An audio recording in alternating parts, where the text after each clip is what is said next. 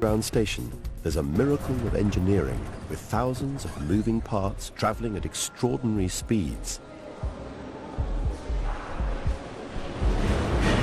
But it's not the train.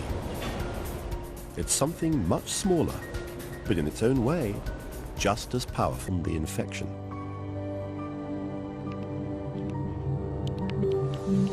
Which raises the question, just how far can a sneeze go? A sneeze contains millions of microorganisms which can survive for several days, traveling wherever you...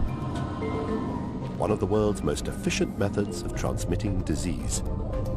Good job it's usually spreading just the common cold.